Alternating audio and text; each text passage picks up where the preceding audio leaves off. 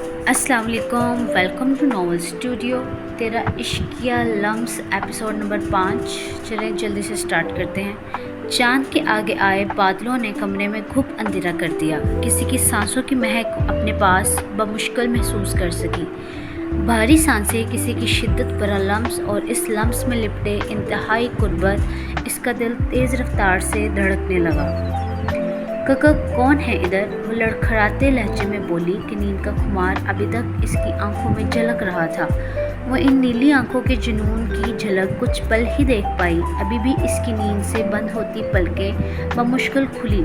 इस गुप्त अंधेरे में किसी की मौजूदगी को ढूंढ रही थी। कौन है? वो हाथ पांव हिलाने लगी, लेकिन किसी ने खुद में समोने पर इसकी पलकें बंद होने लगी।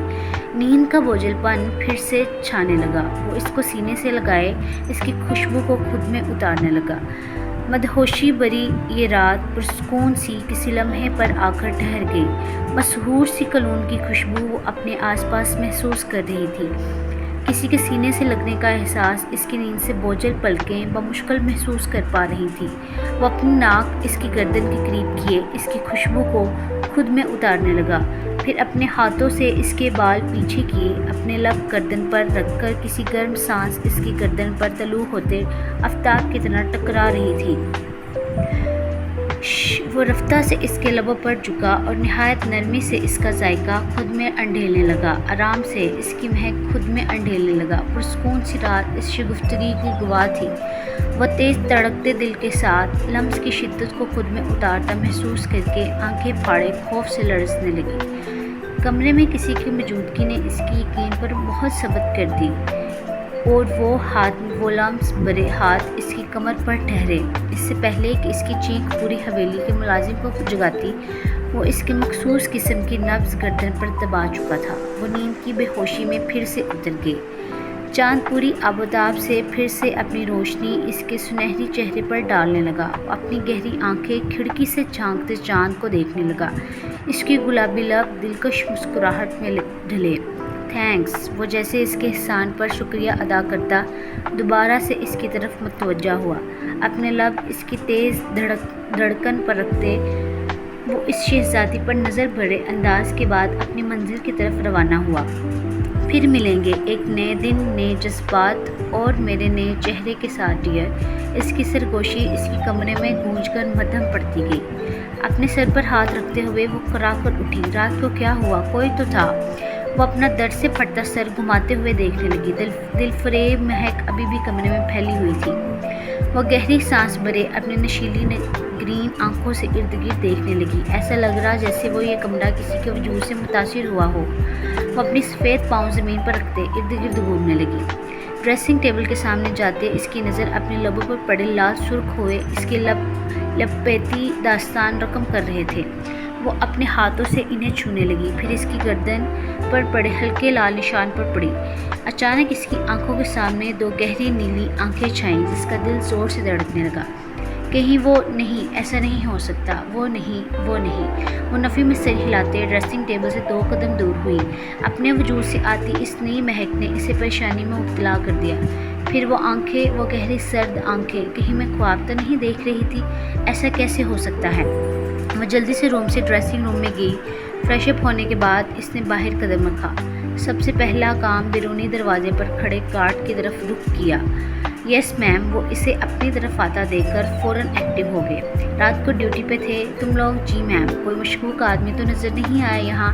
इसने चीनी आंखों पर हाथ के छजा बनाते हुए सवाल किया। नहीं मैम, हम तो यहाँ ही सारी रात एक्टिव रहे, ऐसा कुछ नहीं नज़र आया। क्या आपको किसी से खतरा है? और अचानक बोल उठे। इनके सर झुके हुए थे कि इसने इसके चेहरे के तासुर नोट नहीं किए, लेकिन खुद इस बात पर परेशान हो गई कहीं ज़्यादा तफ्तीश करने से आंटी को इस बात का पता न चल जाए। नहीं, ऐसी कोई बात नहीं, बस आजकल वारदात बहुत ज़्यादा हो रही हैं। वैसे भी अब मेरी कभी कभी रात की ड्यूटी भी होती है, तो कोशिश करें कि मज़ीद गार्ड का इंतज़ाम हो जाए। वो इन्हें बहाने से ही अपनी बात कह आई। हालांकि इसे पक्का शक हो चुका था कि रात को कोई इसके रूम में लाजमी आया था। ये मशकूक बात इसने किसी को भी नहीं बताई। बस दिल में एक खौफ था कहीं वो जान ना गया हो इसका पता, इसका घर, और फिर वो जो इसके साथ इतना बड़ा धोखा कर चुकी थी। अब इस बात का खौफ इसके दिल के चेहरे पर बखूबी नज़र आ रहा था कि वो कहीं बुराक पाकिस्तान लैंड न कर चुका हो। ہا ہا ہا، اس کا بے حس کہکا پورے روم میں گونج رہا تھا۔ وائرلیس کیمرہ جو اس حویلی کے در و دیوار پر چپکے سے لگے ہوئے تھے، آسانی سے وہاں پر موجود زندگی کی چہل قدمی دیکھ سکتا تھا۔ اس کا ڈر، خوف، اس گارڈ سے متعلق گفتگو، چہرے پر چھائی پریشانی اور روم میں موجود اس کے اپنے مشاہدے کے دوران اڑے ہوئے حواس، وہ اپنا چہرہ ٹٹولنا، ابھی تو میں نے کچھ بھی نہیں کیا اور میری ڈیلیشیس بیبی پہلے سے ہی پریشان ہو گئی۔ اس کے چہرے پر ہلکی سی مسکراہٹ نمودار ہوئی، پھر وہ مسکراہٹ سکڑ کر چہرے پر وحشت طاری ہو گئی۔ وہ اپنی چیئر سے اٹھ کر اسکرین کے پاس آیا جہاں پر اس کا چہرہ واضح ڈاکٹر کے اوور کوٹ میں تیار ہوتے دیکھ رہا تھا۔ ابھی تو میرے ہر ایک حصے کی تکلیف کا مداوا تم کرو گی، ہر ایک تکلیف، ہر ایک دیے گئے درد کا۔ وہ اس لارج LCD کے اوپر انگلی سے نوک کرتا ایک دم سر چہرہ لیے پیچھے ہٹ گیا۔ اس کی ہلکی داڑھی اب بڑھ چکی تھی، بال بھی پونی میں قید کر لیے ہے۔ چہرے پر چھائی وحشت سے نیلی آنکھوں سے نکلتی آگ کی تپش جیسے ہر شے کو جلانے لگی صلاحیت رکھتی تھی۔ وہ ایک دم پیچھے ہٹ گیا، پھر زور زور سے بلند کہکے لگانے لگا۔ میز پر رکھے وائن کے گلاس کو ہاتھ میں پکڑ کر وہ ایک ہی سانس میں چڑھا گیا، اس کے بعد دوسرا، پھر اٹھ کر اس نے پھر لیا۔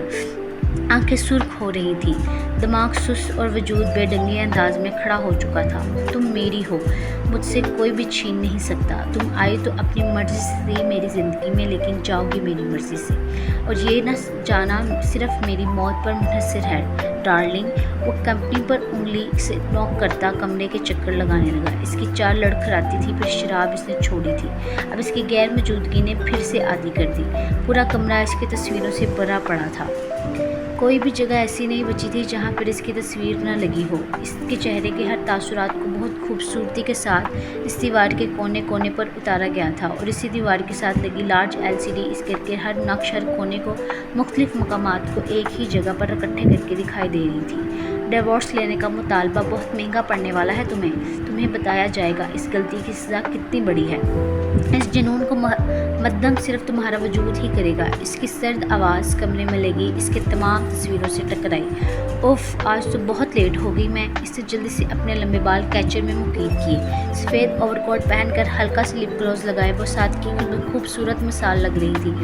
جلدی سے سر پر سفید ہی دوپٹہ سجائے وہ باہر نکل آئی۔ ڈائننگ ٹیبل پر مختلف قسم کی چیزیں پڑی ہوئی تھیں، لیکن وہ انہیں کھانے سے قاصر تھی کیونکہ ہاسپٹل کی ٹائمنگ ہو چکی تھی اور آج گارڈ وغیرہ سے بحث اور کچھ پریشانی کی وجہ سے بھی اس نے کافی دیر کر دی تھی۔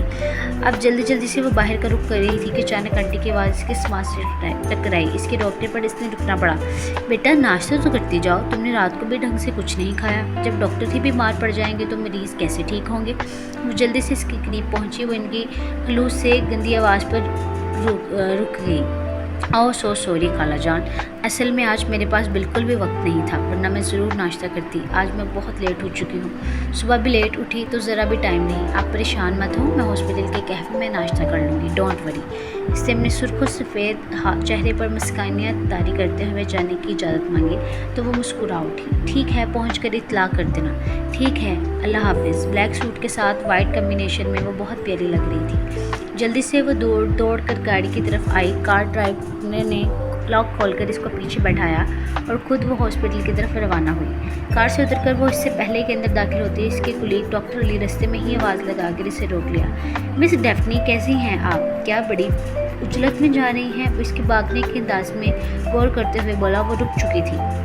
ایسی کوئی بات نہیں ڈاکٹر علی، دراصل آج ہاسپٹل پہنچنے میں دیر ہو گئی، اسی وجہ سے جلدی میں ہوں۔ آپ تو جانتے ہیں کچھ ہی دنوں میں ہاسپٹل کے سینئرز کا راؤنڈ لگنا، اور میں نہیں چاہتی کہ کسی کو مجھ پہ شکایت ہو۔ وہ نرم مسکراہٹ ہونٹوں پر سجائے سے بات کرتے ہوئے انداز آگے طرف بڑھی، جبکہ علی بغور اس گہری نظر سے دیکھ کر رہ گیا۔ اسے شروع سے ہی ڈیفنی کی طرف بہت اٹریکشن فیل ہوتی تھی اور اسی کی طرف متوجہ ہو چکا تھا۔ کہہ تو آپ ٹھیک رہی ہیں، لیکن کوئی پاگل ہی ہوگا جسے آپ کی وجہ سے کوئی شکایت ہو۔ پیچھے کھڑے ڈرائیور نے دونوں کو بغور ہنستے ہوئے ہاسپٹل میں داخل ہوتے دیکھا اور خود کار کو ڈور اوپن کر کے بیٹھے کے ساتھ اپنے موبائل پاکٹ سے نکالا۔ جی سر ابھی انہیں ڈراپ کیا ہے۔ جی سر وہ ابھی ایک ڈاکٹر کے ساتھ ہی اندر داخل ہوئی ہیں۔ Okay sir. اپنا کام سر انجام دینے کے بعد اس نے کچھ ہدایت سنی، موبائل آف کیا اور ڈرائیو کرتے ہوئے ہاسپٹل کی حدود سے نکل گیا۔ اف، سر درد سے پھٹا جا رہا ہے، ایک تو ادھر سے ادھر مریض کو چیک کرتے ہوئے بہت تھکاوٹ ہو چکی ہے۔ وہ عائشہ سے بات کرتے ہوئے لفٹ تک آئی۔ اپنا سلور نمبر پریس کرنے کے بعد وہ وہیں کھڑی انتظار کرنے لگی۔ چلو تم جاؤ، میرا ابھی یہاں کچھ کام ہے۔ बस पूरी हादसे के ज़ेर असर आई है, जिसकी वजह से हॉस्पिटल का सारा अमला बहुत मसरूफ़ है। बहुत ज़्यादा मरीज़ ज़ख्मी हुए हैं और ठीक है। मिलते हैं फिर लंच ब्रेक में। वॉशर से बात करते लिफ्ट में एंटर हुई और लिफ्ट का ऑटोमेटिक डोर बंद हो गया। गहरी सांस भरते हुए अपना मोबाइल निकाल कर चेक करने लगी कि अचानक लिफ्ट रुक गई। साथ ही मुकम्मल अंधेरा छा गया। खौफ से इसके हाथ से मोबाइल छूटकर ज़मीन पर गिर गया। एक तो वो तनहा, ऊपर से अंधेरा, इसके जिस्म डर और खौफ से लड़खड़ाने लगा। वो जल्दी से लिफ्ट के दरवाजे तक आई। थोड़ी सी रोशनी में वो मुश्किल लिफ्ट के बटन्स को वो जल्दी जल्दी प्रेस करने लगी। इसके हाथ में बुरी तरह लर्ज़े रहे थे, चेहरे पर पसीना आ गया।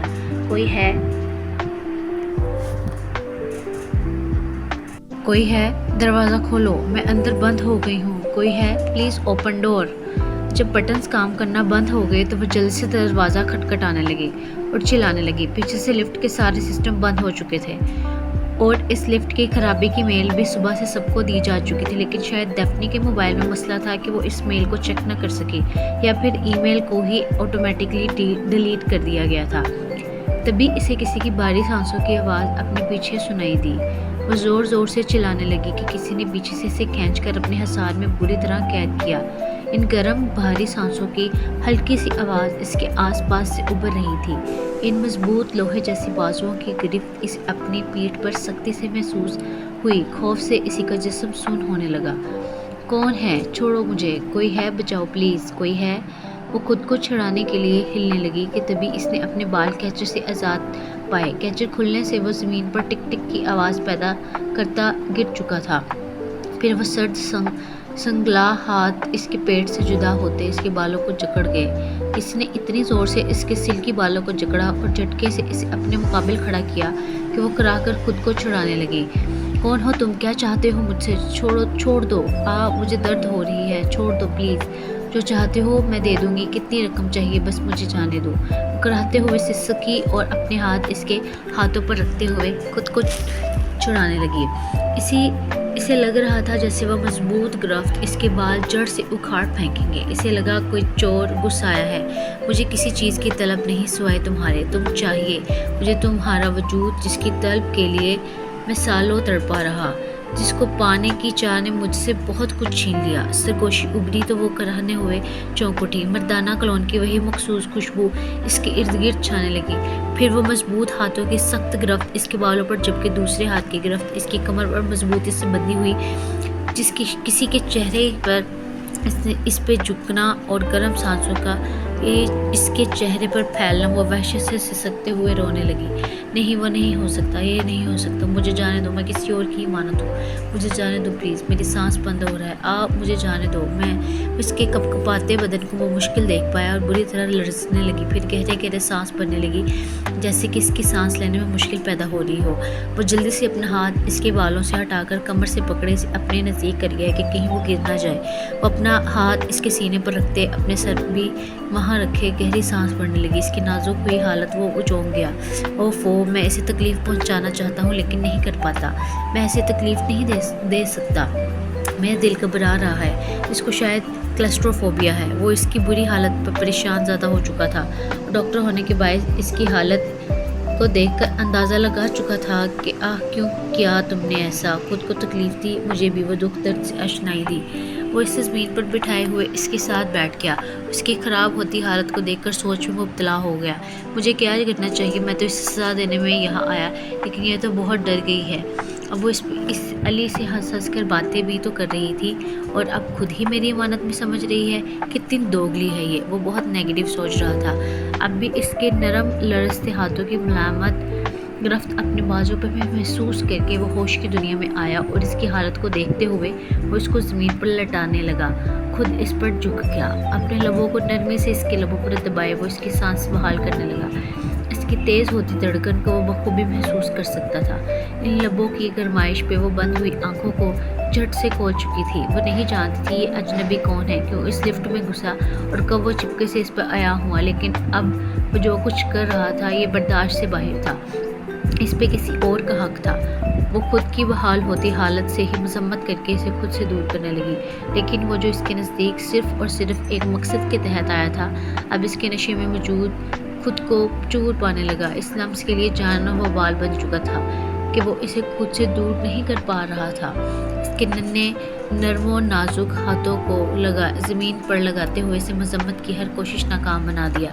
इसके लबों की नरम गिरफ्त शिद्दत पकड़ने लगी। वो करा उठी, तभी इसकी ज़ुबान तक रसाई हासिल कर गया और इसे खुद में उलझने लगा। इसके मजबूर लोहे के मंद हाथ अपनी सख्त गिरफ्त से इसकी नन्ही सी जान पर वहशत तारी कर रहे थे। इसका जुनून हद से बढ़ने लगा कि वो इन होंठों से खुद को मुश्किल जुदा करते। अपने हाथों से इसकी पेंस को उतारते हुए इसने दुपट्टे को कंधे से उतार कर दूर उछाल दिया और खुद अपने चेहरा इसकी गर्दन में छुपा गया। छोड़ दो मुझे ज़लील घटिया इंसान, मैं तुम्हें छोड़ूंगी नहीं, मार दूंगी तुम्हें। कमीने, मत छुओ मुझे, छोड़ो, जाने दो। तुम्हारी हिम्मत कैसी हुई मुझे टच करने की?